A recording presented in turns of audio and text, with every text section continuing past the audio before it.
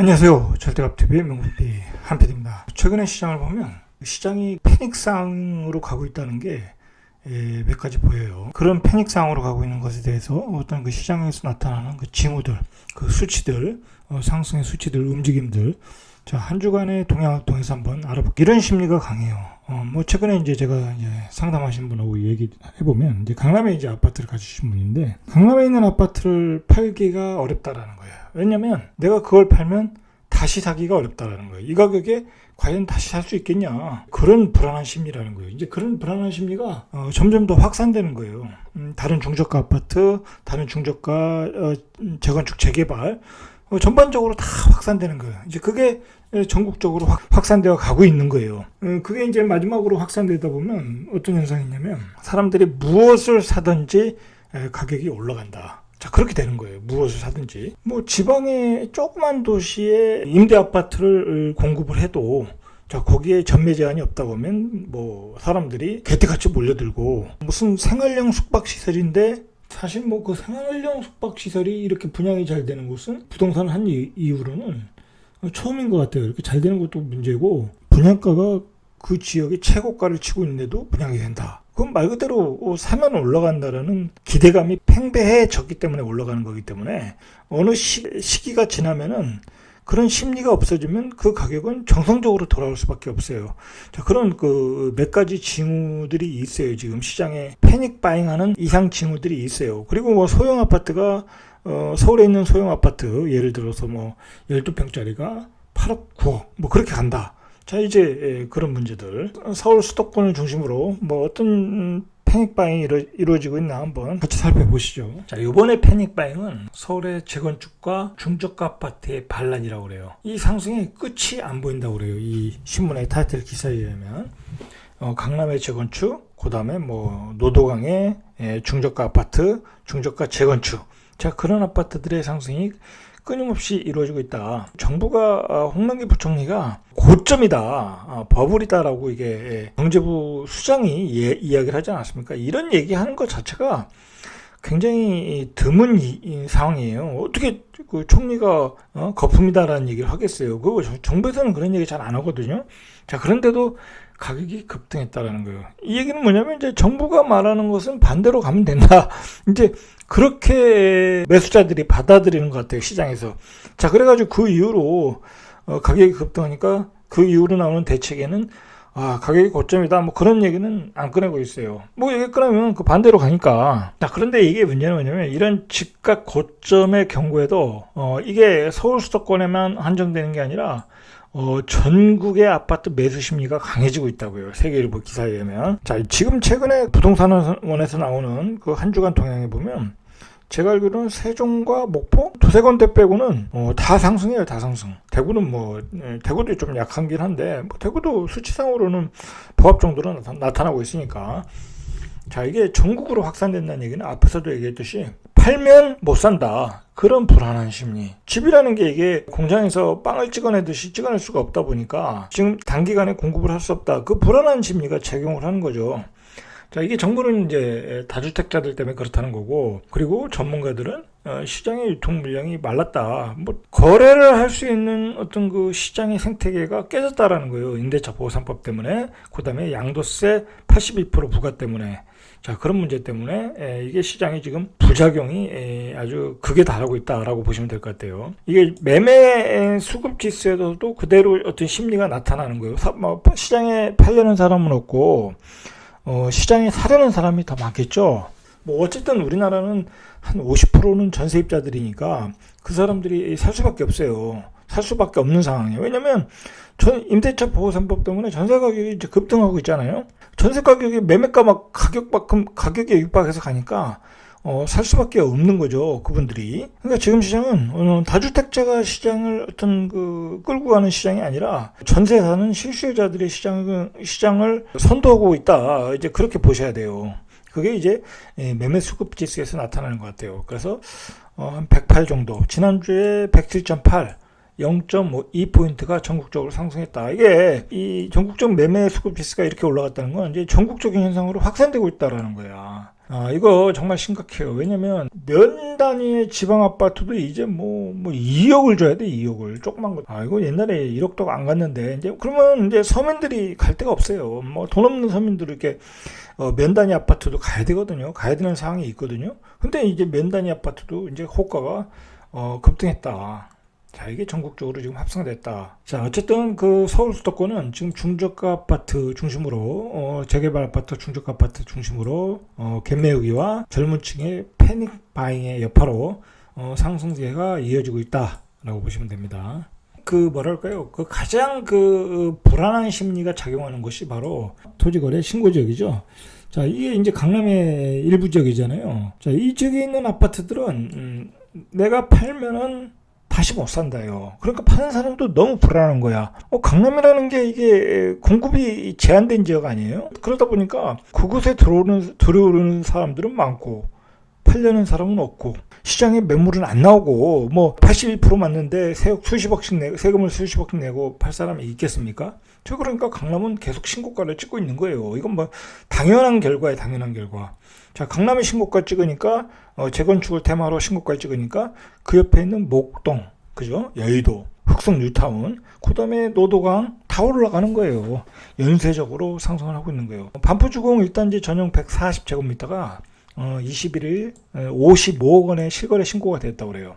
근데 이게 한 달 새 가격 오름폭이 2억 3천만 원. 한 달 새 오름폭이 2억 3천만 원이라는 거예요. 자, 이러니까 이게 지금 패닉 바잉 아니겠습니까? 서초동 삼풍 아파트 전용 163제곱미터. 지난달 38억 3천에 거래 실거래 신고가 됐다고 그래요. 자, 직전 최고가가 2월에 나온 32억 5천만 원. 자, 이것도 몇 억이 올라간 거예요. 거짓 5억 8천. 5개월 사이에 5억 8천. 한 달에 1억 2천씩 올라간 거예요. 전혀 약발이 안 먹힌다. 약발이 안 먹힌다. 자, 이런 거는 철폐해야 되겠죠. 별 의미가 없어요, 이게. 토지거래 신고적으로 하니까 오히려 매물이 더 없어요, 매물이. 자, 급격한 상승에 따른 불안. 그리고 똘똘한 한 채로 이런 지역에서 신고가가 나오는 거예요. 재건축 단지가 토지거래 허가구역으로 신규 지정된 지난 4월 27일부터 지난달 15일까지 거래 사항을 서울경제신문이 분석한 결과 전체 거래의 65%가 신고가 거래가 됐다는 거예요. 토지거래 허가 구역에서 전체 거래의 65%가 신고가 거래가 되었다. 그러니까 토지거래 허가 구역이 오히려 신고가를 유발했다라고 볼 수 있어요. 역으로 계속해서 말씀드리면 시장은 이렇게 신고가를 딱딱 만들어내기에 가장 적합한 생태계를 만들어냈어요. 양도세 문제, 그다음에 토지거래 허가 구역 이런 규제들이 오히려 신고가를 만들어내기엔 좋은 생태계가 됐다. 자, 정부가 해야 될 일은 이런 불안감을 해소시켜야죠. 이런 불안감을 해소시키려면 어떻게 되겠어요? 강남의 재건축을 활발하게 해줘야 되겠죠. 그거밖에 없어요. 자, 결국은 정부 규제가 신고가 석출에 큰 목을 하고 있다라고 보시면 되겠죠. 지난주에 상승폭은 더 커지고 있어요. 한국부동산원 8월 둘째 주 주간 아파트 매매 가격 동향에 따르면 서울은 2주 연속 0.2% 오르며 높은 상승세를 유지하고 있다. 많이 오른 거예요. 재건축 잔디들이 몰려있는 송파, 강남 압구정동, 서초 방배동 일제히 상승폭을 더 키웠다고 그래요. 송파는 0.24까지 치솟고 강남은 지난주보다 상승폭이 0.05포인트 올랐다. 자, 이게 수치상으로 이제 느낌이 잘 안 오지만 앞에서 보지 않았습니까? 한 달에 1억 2천씩 오르는 거예요. 고가 아파트들이. 자, 이런 강남의 확산세가 중저가 지역에도 영향을 미치고 있어요. 이 노도강이 계속 오르고 있어요. 중저가 아파트. 자, 재건축 기대감으로 하계동, 구축, 공릉, 월계동 중심으로 0.32%가 올랐다고 그래요. 도봉구도 0.28%, 창동, 방학동, 자, 주요 재건축 위주로 상승을 하고 있다. 자, 그러니까 집을 사고자 하고 계획을 가졌던 사람들은 모두 움직이고 있다는 거예요. 모두 움직이고 있다. 자, 요즘 또 뜨거운 데가 강서구예요. 마곡지구와 가양 등촌동 중저가 위주로 0.23% 상승. 자, 관악구도 오르고 있다. 0.22%. 정부는 3기 신도시, 자, 그리고 땡겨서 주는 사전 청약까지 했는데도 모두가 움직이고 있다. 그렇게 패닉바잉 하지 말라고 하는데도 오르고 있다. 그리고 대출 규제하는데도 오르고 있다. 정부의 정책과 약속이 다 그 신뢰가 무너진 거예요. 이거는 정부가 이야기하면 그 반대 방향으로 움직이고 있으니까. 자, 수도권도 뜨거워요.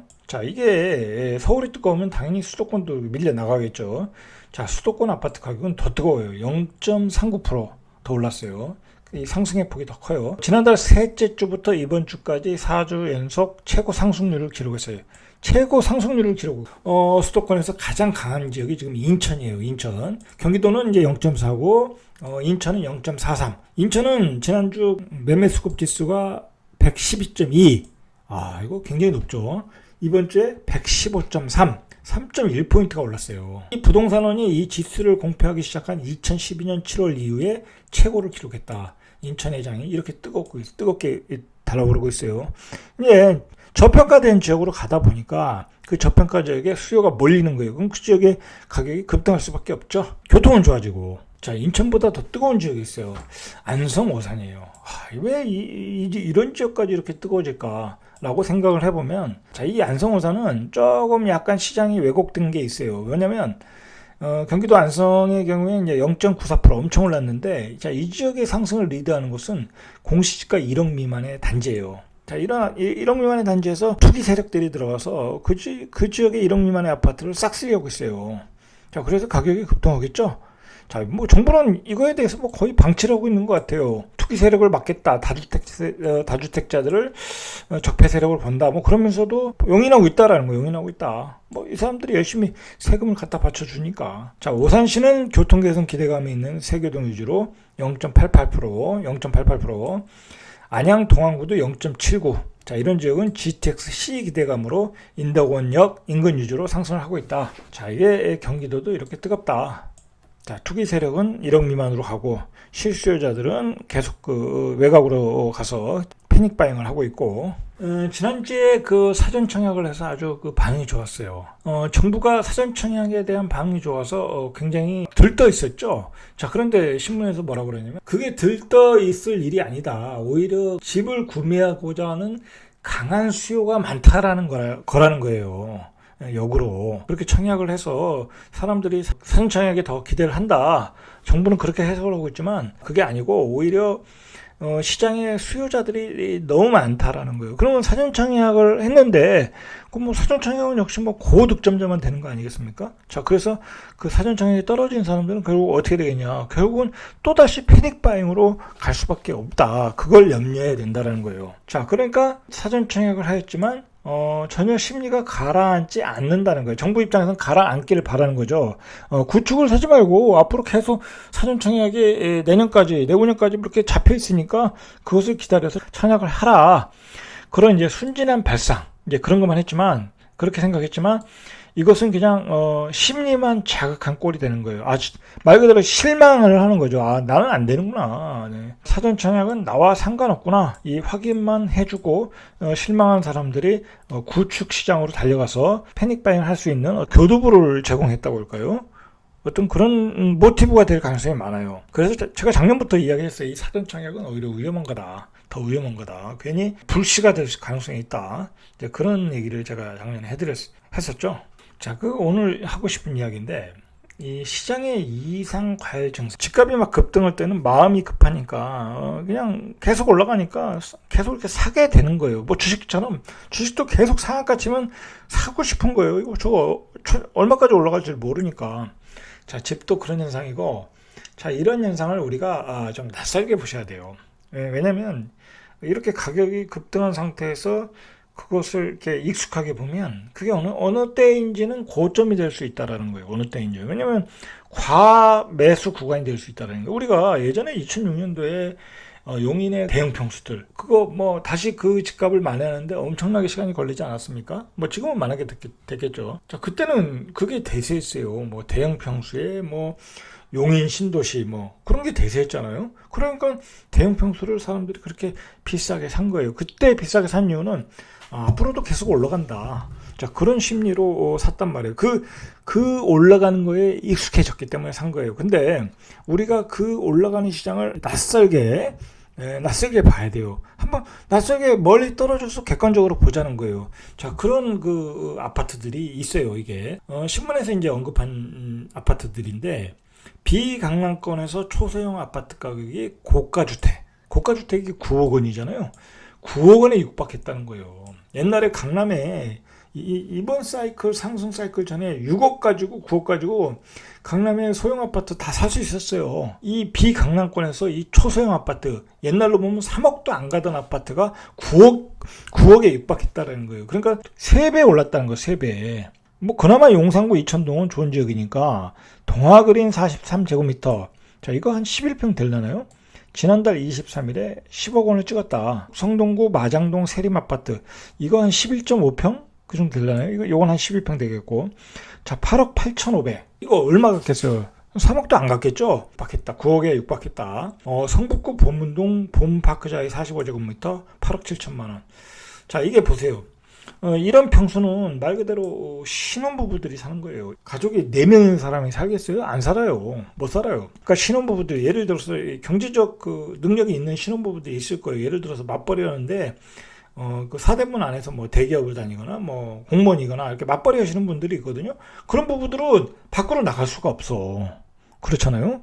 외곽 신도시로 갈 수가 없어요. 직장이 도심 안에 있는데 경우에 따라 애들도 낳아야 되고 뭐 거기 뭐 그 지역에 친정 부모님도 사시면 이런 데 살 수밖에 없는 거예요. 이런 데 살 수밖에 없으니까 이런 가격이 형성이 되는 거야. 할 수 없이 사는 거야. 할 수 없이. 자, 이게 문제다. 자, 그러면 이런 지역의 아파트를 많이 공급을 하면 되겠죠. 재개발 재건축을 빨리 완화를 해야 된다는 게 바로 이런 거예요. 예를 들어 뭐 성동구 마장동 세림 아파트, 뭐 보문동 파크자 이거 다 역세권이라 위치는 좋지만 뭐 이 정도의 아파트는 재개발 재건축해서 충분히 많이 공급할 수 있거든요. 자, 이런 게 공급이 안 되니까 수요는 많고 공급은 없다 보니까 이렇게 가격이 올라가는 거예요. 이상급등을 보여주고 있다. 서울 강남구 삼성동 현대 힐스테이트 2단지 40제곱미터 지난달 18일 신고가가 15억 5천이에요. 15억 5천.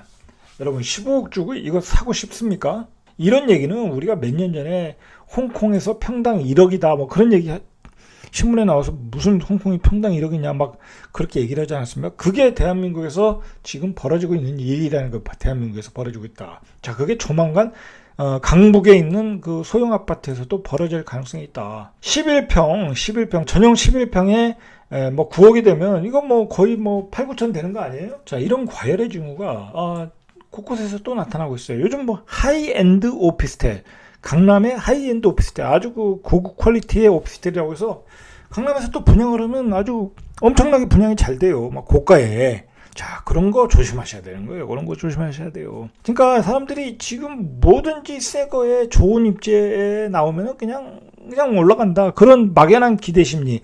가장 그 고점에서 이렇게 나타나는 그런 현상들이에요. 그런 게. 생활형 숙박시설도 이렇게 청약 과열이 되고 있어요. 이 청주에서 생활형 숙박시설 9억 원에 분양한다고 하잖아요.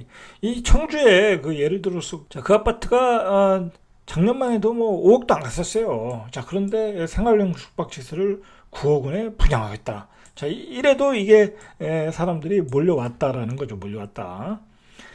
지난달 노원구 월계동 미성아파트 33제곱미터. 이 33제곱미터면 1평도 안 돼요. 한 9평 정도. 자, 9평이 7억 1천만 원.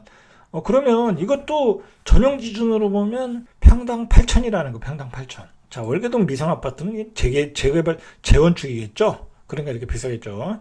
자, 그것도 7억 천이다. 자, 상계동 주공 4단지, 역시 재건축 아파트, 41제곱미터, 6억 6천5백만 원. 도봉구 창동 주공 4단지, 41제곱미터, 6억 1,900. 자, 일제히 6억 이상에 거래되고 있다. 여러분, 구축도 서울의 8사가 6억짜리가 별로 없어요, 이제. 자, 올 초에 6억 정도 하던 것들이 지금 7억이 넘어버렸어요, 7억. 아주 그 후미진고, 역세권도 아니고 후미진고 20년, 30년 된 아파트들이 7억 원이 됐어요. 여러분, 그 7억이라는 게 가격이 많이 올라서 그렇지, 그걸 살 수 있는 사람이 그 서민들, 뭐 그 지역의 수요층으로 보면 그렇게 많지 않아요. 그러면 그분들이 어떻게 사겠어요? 분명히 뭐 빌라를 팔고 사는 경우가 있을 거란 말이에요. 빌라 가격이 올랐다고 해도 예를 들어서 이거 다 대출 받는 거예요. 50% 이상 대출 받아서 사고 있어요, 지금. 대출로 가격을 올리고 있다. 자, 그렇게 보시면 될 것 같아요. 그러니까 이런 상황을 정부도 이해를 못 하고 있어요. 대출은 다 막아놨는데 왜 가격이 올라가느냐? 자, 이건 왜 그러냐면 전반적으로 다 올라서 그래요. 지역 전반적으로 다 올라. 그 다음에 뭐 빌라도 다 올라. 주택의 상품에 따라 다 올라. 오피스텔도 다 오르잖아요. 오피스텔도 오르고. 그럼 오피스텔이 몇 개 가지신 분들이 오피스텔 팔면 어디로 가겠어요? 아파트로 가겠죠? 자, 빌라 판 사람들도 아파트로 가겠죠? 지방의 면 단위 아파트도 오르는데, 그리고 지방의 토지도 오르는데, 그걸 팔고 다 마지막 최고의 상품, 아파트, 좋은 입지의 아파트로 자꾸 몰려오는 거예요, 이게. 정부가 그것을 이해 못하는 것 같아요. 그것을 이해 못한다. 정부는 맨날 그 재고주택까지 포함해서 공급량을 계산하거든요. 이제 재고주택은 의미가 없어요. 자, 정리해 보겠습니다. 왜 이렇게 패닉 바잉을 하는 것일까? 바로 더 오를 것이라는 불안감, 막연한 불안감. 자, 그 불안은 바로 이 정부가 만들어 놓은 규제에서 어떤 구조적 폭등을 만들고 있다라고 생각을 하고 있는 거예요. 이 규제가 풀어지지 않으면 계속 오른다. 자, 그렇게 생각하고 있는 거예요, 지금. 자, 그런 구조적 폭등장의 가장 첫 번째가 시장에 유통 물량이 없다. 시장에 나오는 물량이 없다. 양도세 때문에. 자, 그리고 사전 청약은 당첨 가능성 희박하고, 이런 걸 바탕으로 전문가들, 대한민국의 그 최고의 전문가들은 전혀 가격 하락성이 없다고 10명 중에 8명이 이야기하고 있어요. 전혀 가격 하락 가능성이 없다. 그러니 누가 하락한다고 이 말을 믿겠습니까? 정부 혼자 얘기하는 거예요. 그러니까 정부 얘기를 믿질 않는 거야. 오히려 반대로 가고 있는 거예요. 그러니까 정부 입장에서는 지금 금리 인상밖에 없다라고 이야기를 하고 있는 거예요. 자, 문제는 이 금리 인상을 하면요. 이게 이제 여기에 딜레마가 있는 거예요. 정부의 딜레마. 자, 금리 인상을 하면 집값이 잡히나. 이게 문제죠. 지금 0.75인가요? 지금 금리를 뭐 2번 올려도 뭐 1.25, 뭐 1.5까지 올려도 뭐 시장 금리가 얼마나 되겠어요? 뭐 그래봤자 3%도 안 될 거예요. 자, 3% 돼가지고 집값이 잡히겠습니까? 안 잡혀요. 4% 돼도 안 잡힐 가능성이 있고, 가격은 뭐 거기서 정체할 수는 있지만 가격이 떨어질 일은 없다라는 거예요. 떨어질 일은 없다. 안 잡힌다는 거예요. 결론적으로 금리를 인상해도 안 잡힐 가능성이 많다. 자, 그것도 전문가들이 이야기하는 이야기예요. 시장에서 금리를 올려가지고 집값이 잡힌 적이 없다는 거야, 지금까지. 그 정부가 그걸 모르겠어요? 지금 대선이 코앞에요. 코로나 바이러스로 지금 뭐 자영업자는 엄청나게 어려워요. 이 상황에서 금리 인상을 하면 누가 피해를 보겠어요? 결국은 대출을 많이 받은 분들이 피해를 보겠죠. 그동안 연끌해서 많이 집을 사신 분들, 그 다음에 그 대출해서 생계를 유지하시는 분들, 그 다음에 자영업자들, 이런 분들이 피해를 보는 거야. 값은 안 떨어지고. 자, 그러면 좌파 여당에게는 치명타가 되는 거예요. 그러니까 정부도 이게 금리를 쉽게 올릴 수가 없어요. 만약에 금리를 올려놨는데 집값은 안 잡히고 뭐 자영업자들 아우성이고, 그리고 집을 산 20대 30대들이 불만이 터진다고 하면 대선이 지금 여당에게 유리하게 전개가 되겠습니까? 자, 이게 딜레마예요. 자, 만약에 잘못해서 금리 인상을 올리면 마지막 치명타가 될 수 있어요. 그래서 제가 생각에는 최소한 금리를 인상해도 대선 이후에 올리지 않을까, 저는 그렇게 생각을 해요. 만약에 대선 이전에 올렸다, 마지막 치명타가 될 수 있다. 제가 보기에는 그런 상황이라는 거예요. 자, 결론적으로 이제 시장에 분명히 어떤 불안한 심리 때문에 패닉 바잉이 계속 일어나고 있고, 그게 이상 과열 징후들이 나타나고 있어요. 자, 우리는 그것을 낯설게 보셔야 돼. 낯설게 보시고 좀 매수를 자제하셔야 돼요, 지금. 그리고 과열된 상품에 투기성 거래를 하시면 안 되는 거예요, 지금은. 지금은 안 된다. 자, 그렇게 보셔야 돼요. 자, 시장을 우리가 한번 냉정하고 객관적으로 낯설게 보자. 자, 오늘은 여기까지. 이상 절대값TV의 명품 PD 한PD였습니다.